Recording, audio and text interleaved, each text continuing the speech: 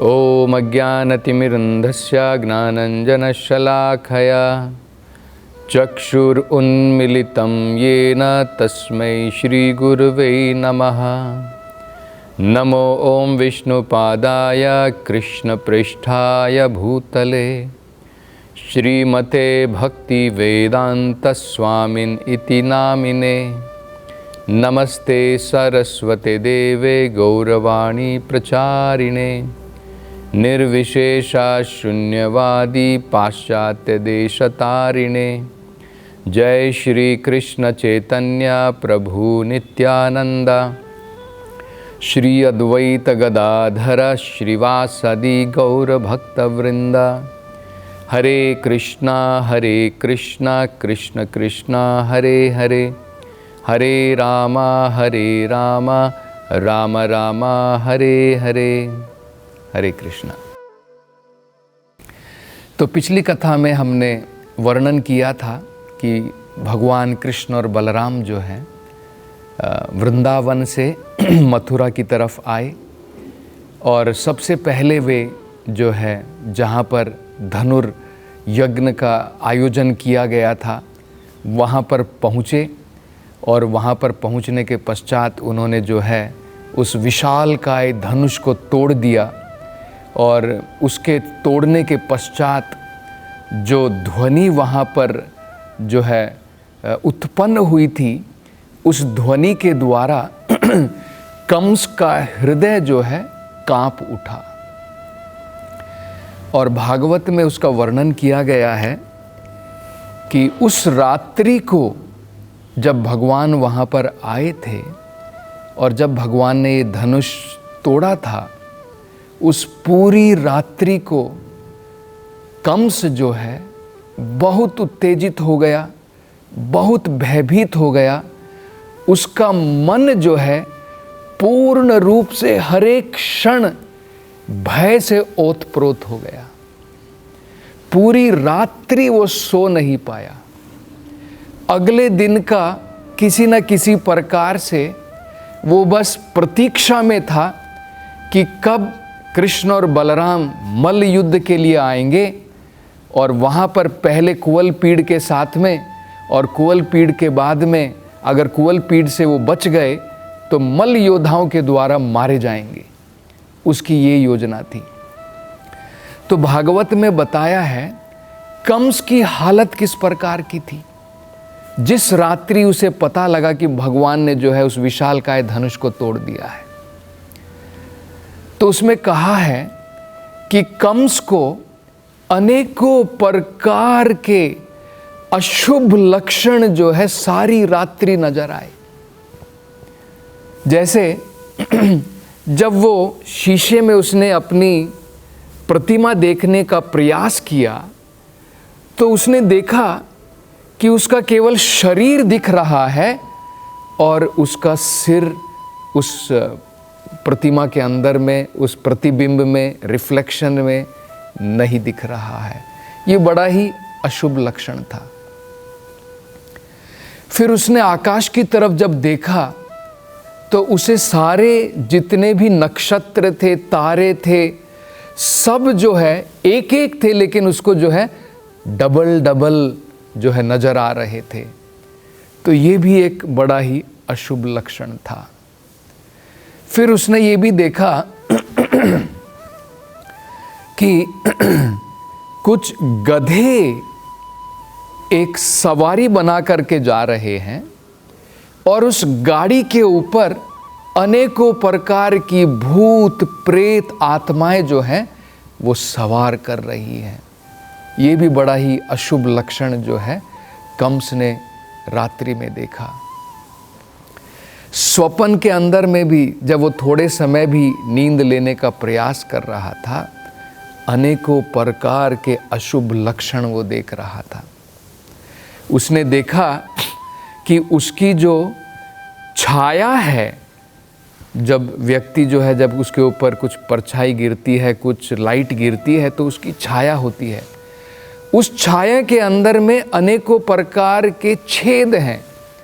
वो भी बड़ा ही अशुभ लक्षण उसने देखा।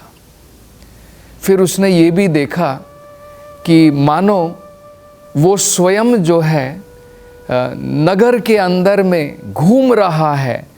और वो कैसे घूम रहा है? नग्न घूम रहा है, बिना किसी वस्त्र को धारण किए हुए, मालाएं पहन करके नग्न घूम रहा है और सारे शरीर के ऊपर उसने जो है तेल लगाया हुआ है। तो इस प्रकार के बड़े ही अशुभ लक्षण जो है वो देख रहा था और सवेरे का जो है वो प्रतीक्षा कर रहा था कि कब सवेरे होगी।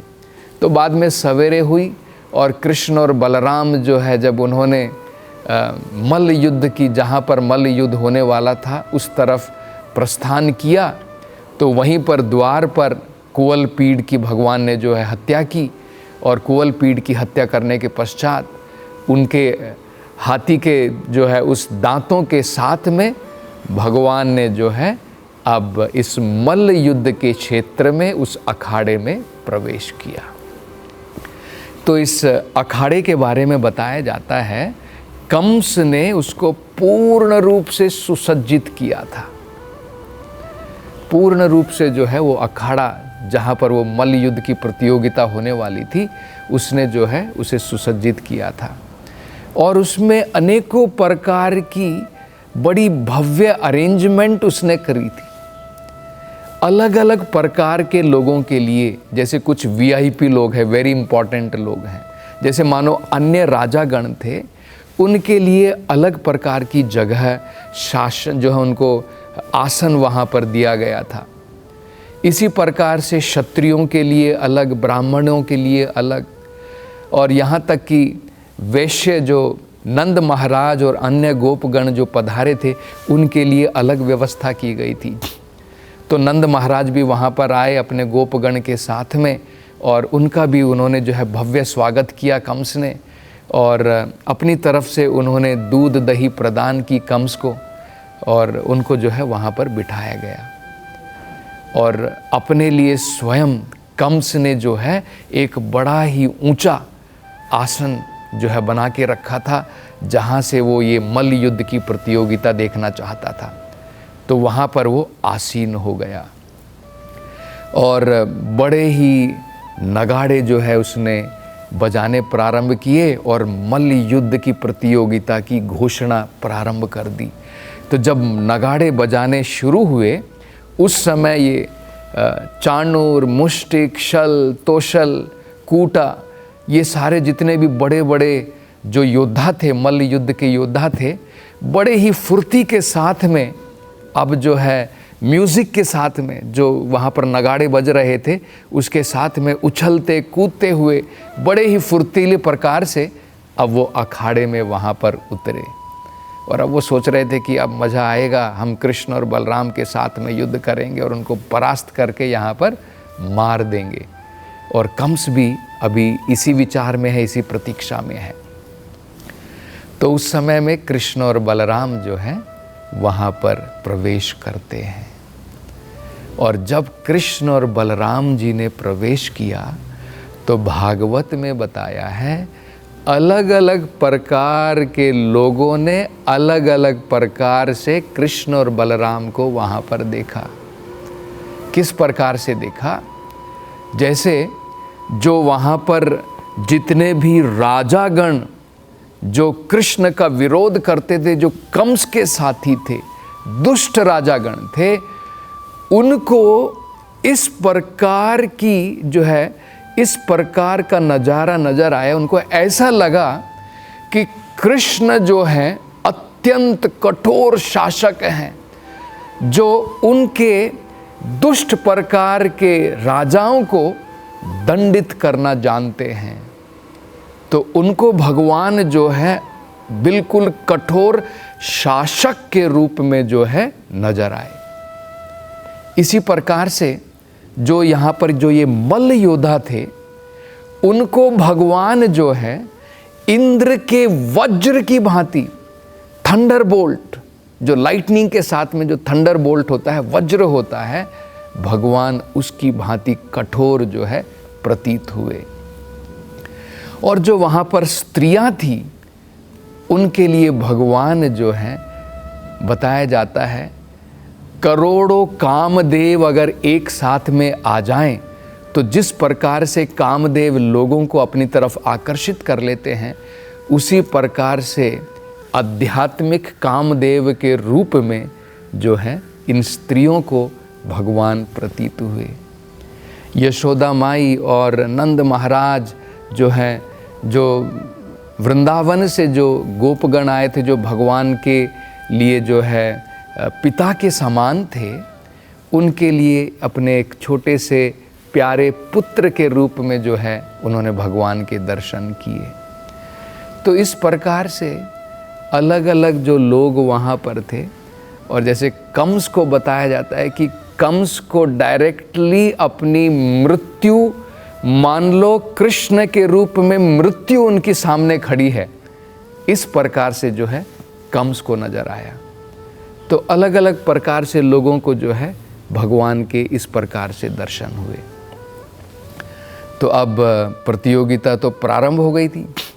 अब चाणूर ने जाकर के जो है भगवान को चुनौती दी।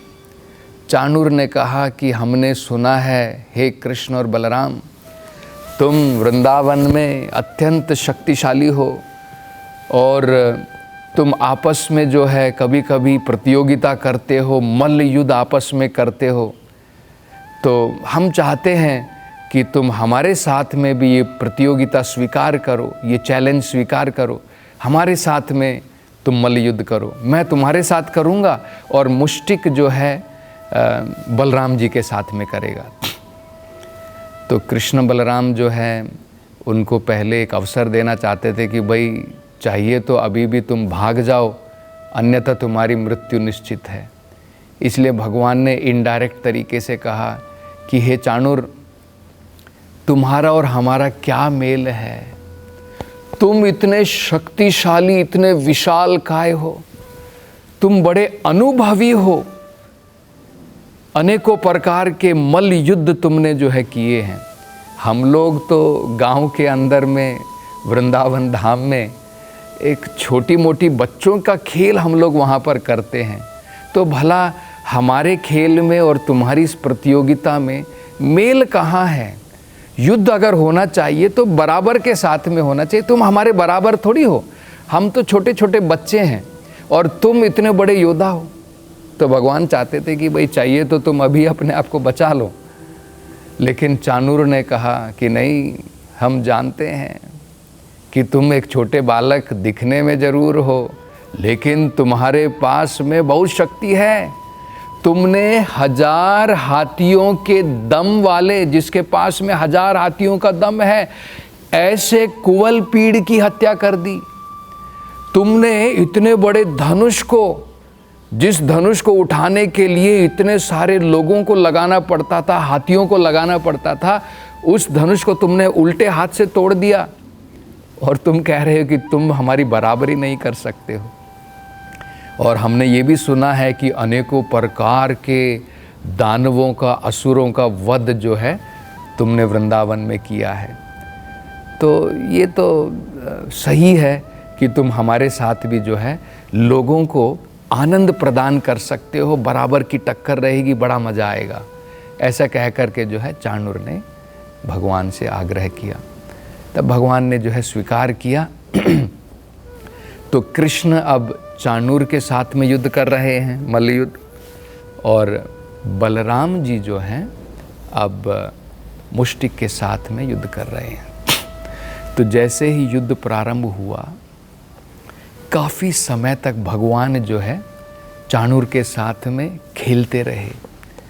मतलब कभी वो भगवान को गिराते और कभी भगवान जो है चाणूर को गिरा देते, और कभी भगवान जो है उसके कंधे को पकड़ते, कभी उसको जंघा पर वार करके पटक देते। इस प्रकार से काफ़ी समय तक चलता रहा। तो जो व्रज धाम की जो गोपियाँ वहाँ पर थी, मथुरा की जो स्त्रियाँ वहाँ पर थी, जो वाम हृदय की थी, जिनका हृदय अत्यंत कोमल था, वो बड़ी चिंतित हो उठी। उन्होंने सोचना प्रारंभ किया कि ये कितना बड़ा अन्याय है। कृष्ण और बलराम के साथ में वो इतने कोमल हैं, कमल के फूल के बराबर कोमल हैं, और ये जो चाणूर मुष्टिक हैं, ये जो है बिल्कुल विशालकाय पर्वत के समान है। तो हमें लगता है कि सभा के अंदर में कोई न्याय नहीं है, और कैसे कंस जो है यहाँ पर बैठ करके किस प्रकार से ऐसे बैठ करके यहाँ पर इस अन्याय को देख रहा है। तो इस प्रकार से जो है ये सारी स्त्रियां जो है अत्यंत विचलित हो उठी।